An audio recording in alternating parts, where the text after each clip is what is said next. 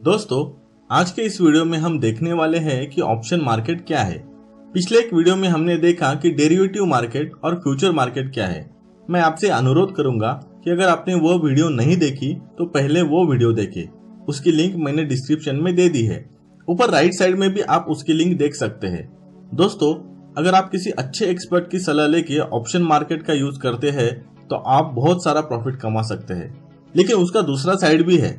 अगर आप बिना नॉलेज के ऑप्शन मार्केट में खेलेंगे तो बहुत बड़ा नुकसान होने के चांसेस है। चलिए फिर शुरू करते हैं। नमस्कार दोस्तों, भारतीय शेयर मार्केट ट्रेनिंग इंस्टीट्यूट में आप सभी का स्वागत है। दोस्तों, जैसे हमने पिछले वीडियो में देखा कि इक्विटी मार्केट एक इन्वेस्टमेंट प्रोडक्ट है और future market trading based product है, वैसे ही option market hedging based product है। हेजिंग मतलब आप दोनों पोजीशंस पे प्रॉफिट कमा सकते हैं।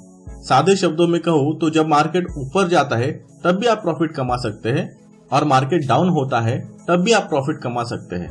ऑप्शन मार्केट के बहुत सारे कंसेप्ट फ्यूचर मार्केट जैसे ही है। ऑप्शन मार्केट में भी स्क्रिप्ट होती है, उसका लॉट साइज, एक्सपायरी डेट होता है। यहाँ पे भी 3 मंथ्स एक्सपायरी डेट अवेलेबल होती है, near month, mid month and far month. इसे डिटेल में जानने के लिए पिछली फ्यूचर मार्केट की वीडियो देखिए। ऑप्शन मार्केट में स्क्रिप्ट की लॉट साइज फिक्स होती है। एक लॉट साइज में शेयर्स की क्वांटिटी डिफाइन होती है। ऑप्शन मार्केट में अगर आप शेयर्स लॉट्स में खरीदते हो तो जितने शेयर्स लॉट साइज में हैं उतने आपको खरीदने होंगे। ऑप्शन मार्केट में काम करने के लिए आपको 2 विकल्प होते हैं, call option and put option.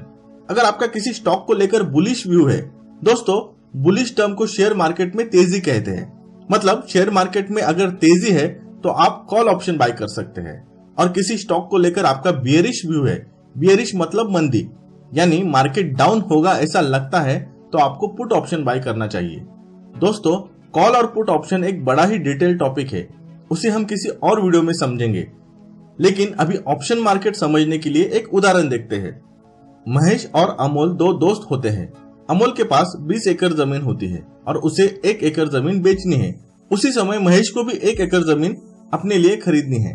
Mahesh Amol को बोलता है, किसी और को जमीन बेचने से अच्छा है तो मुझे ही जमीन बेच दे।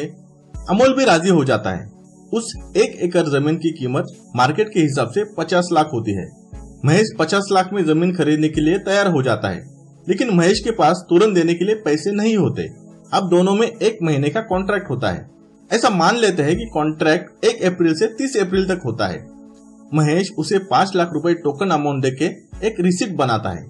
तो अब उन दोनों में यह डिसाइड होता है, महेश बाकी के बचे हुए पैसे कॉन्ट्रैक्ट खत्म होने तक दे देगा और अमोल भी कॉन्ट्रैक्ट खत्म होने तक वह जमीन किसी और को नहीं बेचेगा। यह शर्त दोनों को मंजूर होती है। अभी जो 1 महीने का समय है उसमें मार्केट में बहुत सारे बदलाव हो सकते हैं। मतलब एक तो जमीन के भाव बढ़ भी सकते हैं या जमीन के भाव नीचे भी आ सकते हैं। जैसे कि अगर कॉन्ट्रैक्ट खत्म होने तक उस जमीन की कीमत 50 लाख से 1 करोड़ हो जाती है तो महेश कहेगा, हमारा सौदा तो 50 लाख में हुआ था, मैं 50 लाख ही दूंगा। तो उसमें अमोल का लॉस होगा। और समझो उस जमीन की कीमत 50 लाख से नीचे होके 20 लाख हो जाती है तो महेश कहेगा, मैं 20 लाख की जमीन 50 लाख में क्यों खरीदूं? तो वो कहेगा 5 लाख जाते हैं तो जाए, लेकिन मैं 20 लाख की जमीन 50 लाख में नहीं खरीदूंगा। अभी इसमें महेश का लॉस हो जाता है। ऊपर दिए गए एग्जाम्पल में 30 अप्रैल एक्सपायरी डेट है।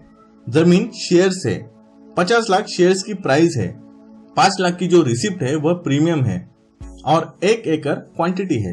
दोस्तों, मैं आशा करता हूँ कि ऑप्शन मार्केट क्या है आपको समझ गया होगा।